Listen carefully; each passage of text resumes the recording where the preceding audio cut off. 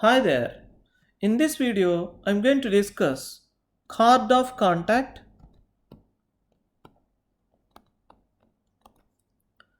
card having x1, y1 as midpoint means we are going to talk about its equation. And there is something called pole and polar. And then based on these two concepts, there are something called conjugate points and conjugate lines. And we are going to see inverse points.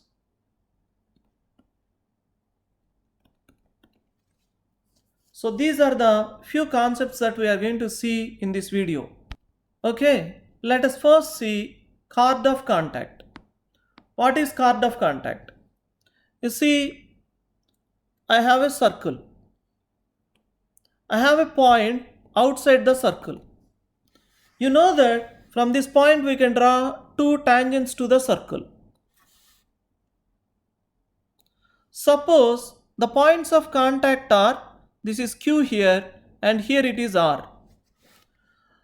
Now the chord joining the points of contact, this chord is called as chord of contact of the point P with respect to, suppose this is circle C, with respect to the circle C. That's how we call this line. We call this line as chord of contact of the point P with respect to the circle C. I hope you understood what is chord of contact. So simple. You have circle, you are given a point outside, you can draw two tangents. The chord joining the points of contact is called chord of contact. This is called chord of contact of this point with respect to this circle. That's how we call. And now we are going to see equation to chord of contact. Okay, suppose we are given the circle S equal to 0. Equation to chord of contact. Chord of contact of the point P x1, y1 with respect to the circle S equal to 0 is, we are going to show that it is nothing but S1 equal to 0. That's what we are going to prove. Okay, a little big subheading, but in coordinate geometry we know that we get subheadings like that only. Now, I have a circle, point P x1, y1 is there. The circle is S equal to 0. Now what do I want? I want equation to the chord of contact. So if the points of contact are Q and R, the chord joining these 2 points is called chord of contact of P with respect to the circle. The way we are going to find equation to the chord of contact is really fun. You see, this is what we are going to do. Before I start with the equation of the chord of contact, I want you to remind one small point. Like, you see, suppose I have A alpha square plus B alpha plus C is equal to 0 and A beta square plus B beta plus C is equal to 0. Now by looking at these two relations, I can say that ax square plus bx plus c equal to 0. If I take this quadratic equation, I mean assuming here a is not equal to 0 obviously. If I take this quadratic equation, you can see that for this alpha and beta are roots. That is what we can conclude by looking at these two relations. We can conclude the roots. Usually if they say that for ax square plus bx plus c is equal to 0, alpha is a root. If they say alpha is a root of this quadratic, then we usually write a alpha square plus b alpha plus c equal to 0. But here we are doing in the reverse way. By looking at the relations, we are writing the roots of the, we are writing the quadratic equation and also identifying the roots. So the way we are doing in a reverse order, the same technique we are going to employ in deriving equation to the card of contact. You see, this is what I do. Suppose the coordinates of Q are x2 comma y2 and the coordinates of R are x3 comma y3. Now observe that this line is nothing but tangent at Q. So equation to tangent Q at Q is nothing but S2 equal to 0. Okay, and now it is passing through x1 comma y1. So if I substitute, it satisfies. So substituting in this, I'll get S12 is equal to 0. Earlier I have written relations like this. If you are not understanding, you write the whole expansion of S2 equal to 0 and then in that you substitute x1 y1. You can see that you are going to get S12 equal to 0. Okay, now I write here this is tangent at R. So I know that equation to the tangent at R is nothing but S3 is equal to 0 because the point is x3 comma y3. Now this is also passing through px1 comma y1. So substituting this point in this S3 is equal to 0, I get the relation S13 is equal to 0. Now let me write these two relations that we got, S12 equal to 0 and S13 equal to 0. So S12 equal to 0 stands for x1 x2 plus y1 y2 plus g into x1 plus x2 plus f into y1 plus y2 plus c equal to 0. And this relation stands for x1 x3 plus y1 y3 plus g into x1 plus x3 plus f into y1 plus y3 plus c is equal to 0. Now I want you to observe that these two relations are like these two relations over here. I want you to see here you have alpha and beta. ABC, they are common. Here similarly in this you can see x1's common, y1's common, g common, x1's common, f common, y1's common, c common. The common things we keep them as they are, common things. In the place of the varying quantities only we wrote variable. So here whatever I circle, they are all common. You can see that here I have x2, here I have x3, like that varying quantities. So what I can write is, I can write that if I take the equation x1 x plus y1 y plus g into x1 plus x plus f into y1 plus y plus c is equal to 0. If I take this equation, then I observe that this equation is satisfying the point x2 comma y2. That is what I get by looking at this relation. And this equation is satisfying the point x3 comma y3 by looking at this relation. So you can see that this is a first degree equation. So it represents a straight line and it is satisfying these 2 points, means it is passing through these 2 points. You can see that this is Q, this is R. So this is passing through the points Q and R. This is the line passing through Q and R. So its equation is nothing but this only, and you can see that this is nothing but S1 equal to 0. Okay, so what did we prove? Equation to the card of contact is nothing but S1 equal to 0. I hope you all understood. Now we are going to see equation to chord having x1 comma y1 as midpoint. You see, again, it means that equation to the chord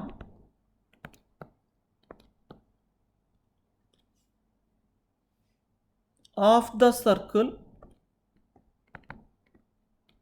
s equal to 0 having x1 comma y1 as midpoint is s1 equal to s11. That's what we are going to prove. Okay, now I want you to observe that if I have a chord having x1 y1 as midpoint, we know already as the circle is s equal to 0, the center is nothing but minus g comma minus f. Now I want its equation. To find equation to a line, I need point and slope. I already have point. All that I need is slope. You can see that I can write this slope. Okay? So I am talking in a little loose sense here. Okay? So going for the slope, I'll have y1 plus f by x1 plus g. That is slope of this one. So its slope will be minus of x1 plus g by y1 plus f. Now I got slope and I have point. So I can write equation. So writing the equation to this one, I'll have the equation as x1 plus g into x plus y1 plus f into y is equal to x1 into x1 plus g plus y1 into y1 plus f. You know how to write. You can follow your own way. Now, I want you to observe that if I expand the brackets, I am getting xx1 plus yy1, xx1, yy1 plus gx plus fy. On the right hand side, I have this is equal to, on the right hand side, I have x1 square plus y1 square plus gx1 plus fy1 I have. Now what I do is, to make it look simple, I am going to add a gx1 on both the sides. So it becomes 2gx1 and a fy1 on both the sides. So it becomes a 2fy1 and I will add a c on both the sides. And then with this adjustment you can see that left hand side is nothing but s1 and right hand side is nothing but s11. So that is equation to the chord having x1 comma y1 as midpoint. We by heart this as a formula. So we saw equation to the chord of contact of the point x1 comma y1 with respect to the circle s equal to 0 is s1 equal to 0. So roughly speaking, chord of contact equation is s1 equal to 0.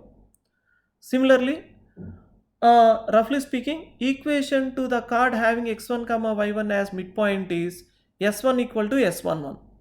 And once again, when I say s1 equal to s11, it is understood that it is chord of the circle s equal to 0. Now, we are going to see the concepts pole and polar. You see, this is a concept which is there in your intermediate textbook, but it is an obsolete concept, kind of outdated. If you look into the past year IIT questions, to my knowledge, they never asked a question on this concept. But we are covering it because it is there in your intermediate textbook. Okay, let's look at the concept. See, suppose I have a circle. I have a point in the plane. It can be any point in the plane other than the center of the circle. The point P I am taking, it can be anywhere in the plane other than the center of the circle. Now what I do is, I draw secants through P to the circle. Now at the points of intersection, I draw tangents to the circle. Similarly, I draw one more secant and again I'll draw tangents.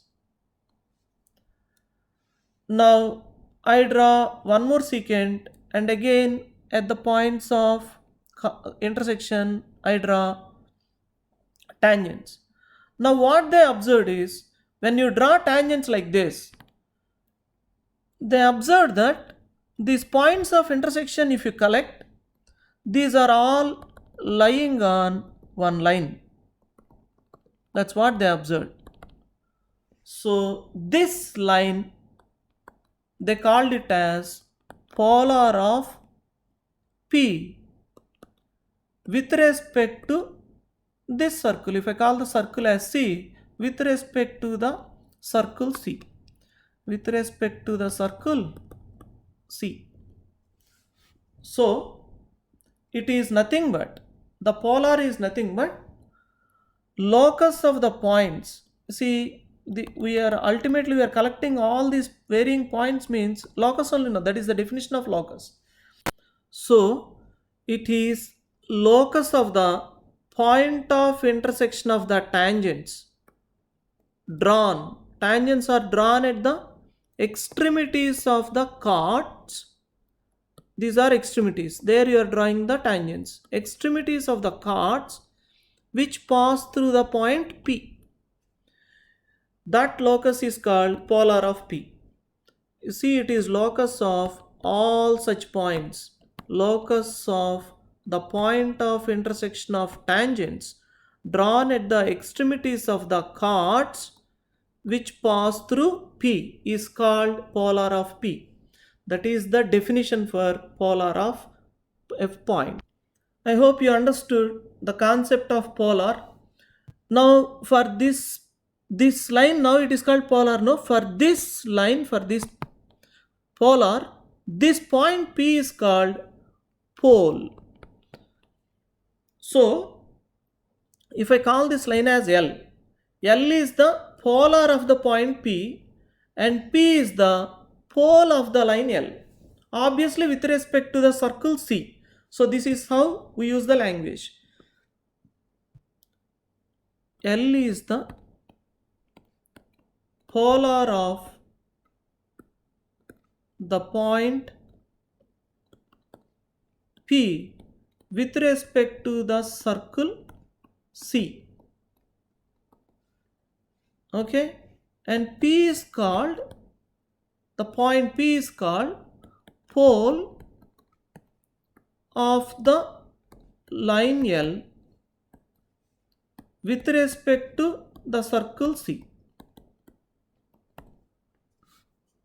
Okay, after giving the definitions of pole and polar, let us find equation to the polar. Equation to the polar of the point P x1 comma y1 with respect to the circle S equal to 0. Okay, so what is the definition?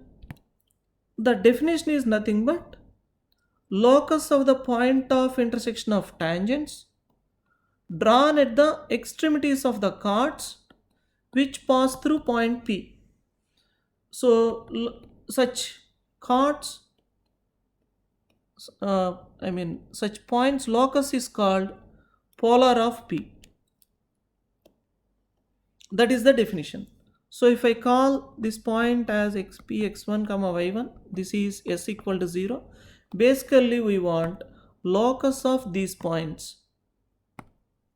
So if I call this point as x1 comma y1,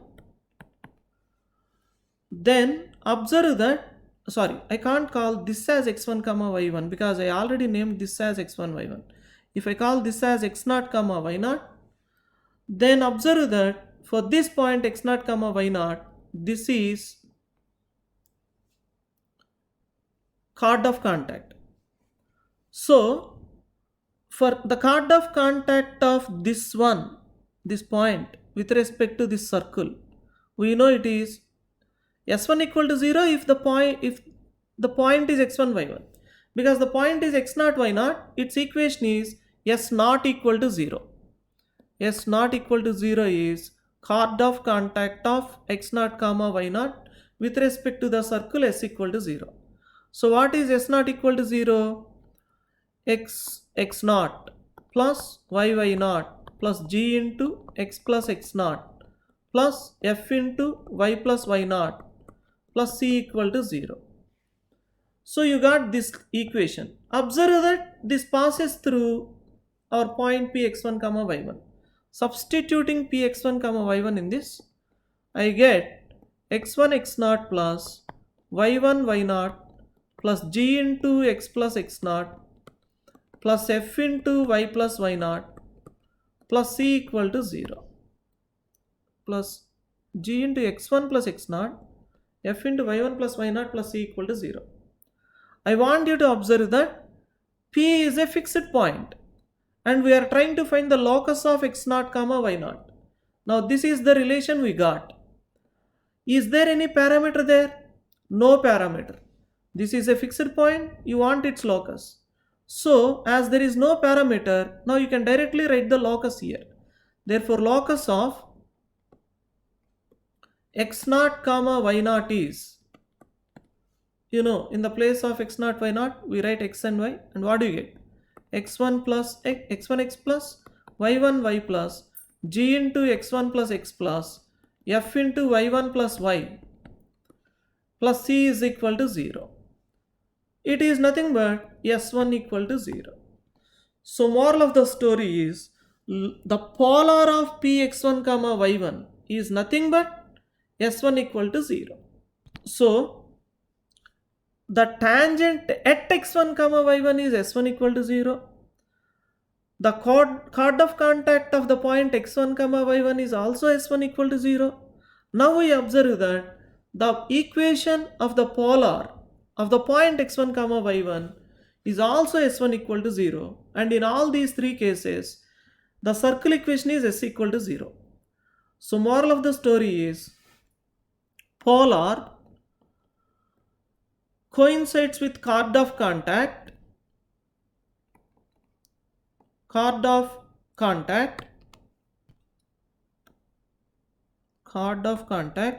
if the point lies outside the circle. If this is the point x1 comma y1, we know that its chord of contact equation is s1 equal to 0. And now we also observe that its polar equation is also equal to s1 equal to 0. That means the chord of contact and polar, they coincide when the point lies outside. And also, if the point lies on the circle, we know that equation to polar is s1 equal to 0 and equation to tangent is also s1 equal to 0. So the polar coincides with the tangent when the point lies on the circle. We can talk about polar even if the point lies inside the circle, and you will have, say if the point is somewhere here, you are going to have polar somewhere here disjoint from polar somewhere here. The polar is going to be disjoint from the circle, neither cutting the circle nor touching the circle. Okay, so polar can be discussed when the point lies outside or on or inside. The only thing you need to talk about polar of a point is the point should not be the center of the circle. Okay, chord of contact can be discussed only when the point lies outside. Tangent can be discussed at a point only when the point lies on the circle. Polar can be discussed in all the three cases. When the point lies outside, polar coincides with the chord of contact. When the point lies on the circle, polar matches with the tangent. And if it is inside, it does not, you can't talk about chord of contact or tangent. But in any case, polar equation is always s1 equal to 0. And for this line, the point is called pole. For the polar, the point is called pole. There is a little logical drawback in deriving the equation to the polar, but we simply ignore it because he is treating in the textbook equation to polar as s1 equal to 0. So we follow the way they are saying. So this is what we observed. We have a circle, say s equal to 0. Now we have a point anywhere other than the center of the circle x1 comma y1. You write s1 equal to 0. You get a line. Now this line is called polar of x1 comma y1. This is called polar of x1 comma y1 with respect to s equal to 0, and the point is called pole of L with respect to s equal to 0. So pole is a point, polar is a line. Now we are going to see a concept called conjugate lines. Conjugate lines, that is the concept we are going to see. Suppose I have a circle and two lines are there. Let the lines be capital L1 and capital L2. A circle is there, C. Now for this line I find its pole. Suppose the pole lies on this line L2, and for this line I find pole. So this is pole of L1 with respect to the circle. And for this line I find the pole. Suppose its pole lies on this line somewhere here. This is pole of L2. So I want you to observe that two lines are there such that with respect to a circle, the pole of L1 lies on L2 and the pole of L2 lies on L1. Then if such a thing is happening, then we say these two lines L1 and L2 are conjugate lines with respect to the circle.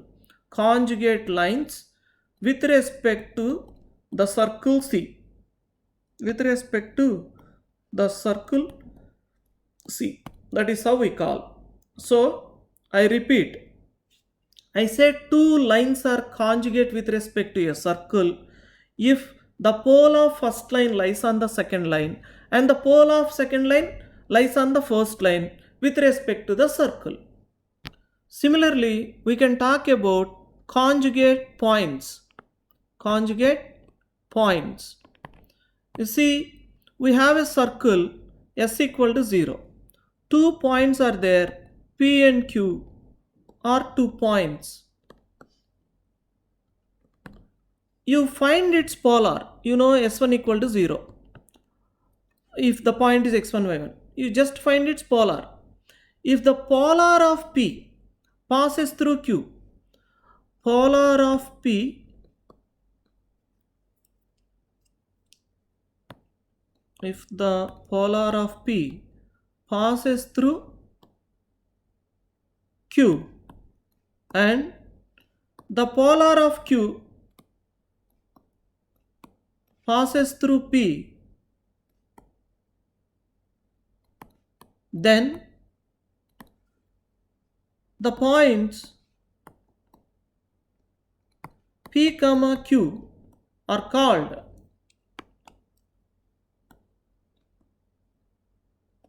conjugate points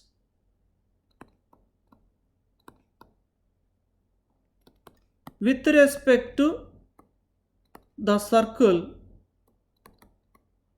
In this context it is s equal to 0. Okay, let's move on to last concept for this video, inverse points. You see, I have a circle. Suppose C is the center. If 2 points P and Q are such that C, P, Q should lie on the same line, they must be collinear, and such that CP into CQ is equal to square of the radius of the circle, then P and Q are called as inverse points with respect to the circle. P and Q are called as inverse points with respect to the circle. I hope you understood. 2 points P and Q are called inverse points with respect to the circle if the points C, P, Q are collinear. Not only collinear, on the line P and Q should lie on the same side of C. Here you can see that both are lying on the right side of C, such that CP into CQ must be equal to R square. If such a thing is happening, then we call P and Q as inverse points. So what I am trying to say is, suppose I have a circle there having radius 4 units. Okay, now I have a point C here. Now I have points P and Q such that CP is 2 units, CQ is 8 units. Now you can see that CP into CQ is equal to 2 into 8, that is 16, square of the radius. But we don't call them as inverse points because we want CPQ to be collinear. Okay, so let us take another example.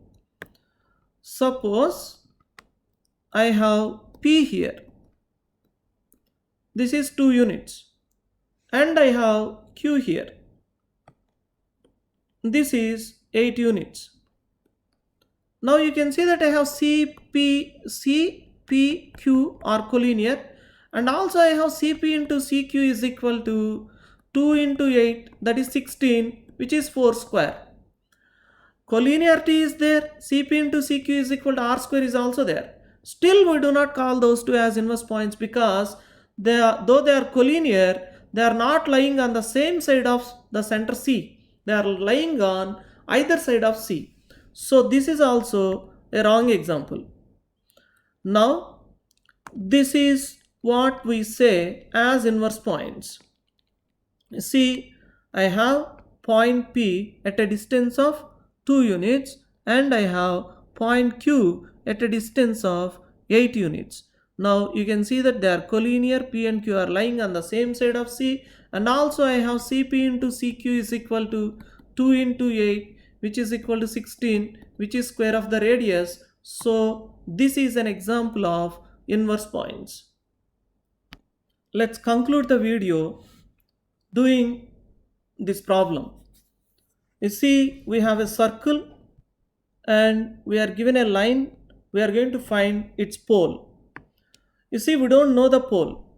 Let's call pole as x1 comma y1. Then if this is the pole, then for this becomes polar. So that is nothing but s1 equal to 0. What is s1 equal to 0 for this circle? Xx1 plus yy1 minus 2 into x plus x1 plus 3 into y plus y1 minus 12 is equal to 0. Or rearranging the terms, I get x into x1 minus 2 plus y into y1 plus 3 minus 2x1 plus 3y1 minus 12 equal to 0. Now this equation and this equation, they represent the same line. That means corresponding coefficients are in proportion. So it is x1 minus 2 by 1 is equal to y1 plus 3 by 1 is equal to minus 2x1 plus 3y1 minus 12 by 2. Now I hope you are remembering this is nothing but technique 1. There, using technique 1 we were finding the point of contact. Here, using technique 1 we are finding pole of polar. That's all. So nothing but technique 1. What do we do now? We write one more ratio here with the help of ratio and proportion. Observe that I have minus 2x1 here. So this I multiply with a 2. And here I have plus 3y1. So here I multiply with a 3 and add numerators, add denominators. So I multiply here with a minus 3 because I have plus 3y1 there. Now add numerators, add denominators. See what I get. I get it as 2x1 minus 2x1. Those are gone. Similarly, minus 3y1 plus 3y1 will be gone. So I will have constant here minus 4, and then here minus 9, and in the last one it is minus 12 by the denominator 2 minus 3 plus 2, that is 1. So I got it as minus 25. So equating the first one and the last one, you can see that I have x1 is equal to minus 23, and equating these two, you can see that I have y1 is equal to minus 28. Therefore, pole is nothing but minus 23 comma minus 28. Okay, so I hope you can now guess that if he gives card of contact equation and if he asks for the point, you see, if point is given, equation to card of contact is S1 equal to 0. Reverse, if the equation to the card of contact is given and if you want to find the point, remember, circle, point, card of contact. If the point is x1 comma y1, then card of contact is S1 equal to 0. But instead of that, say he gave card of contact, he asked for this point. Again, we call the point as x1 comma y1 and apply technique 1. So, given tangent, to find point of contact we use technique 1. Given polar, to find pole we use technique 1. Given card of contact, if we have to find the point with respect to which it is card of contact, again we use technique 1. And that is why the technique 1 is very, very, very important. Okay, see you in the next video.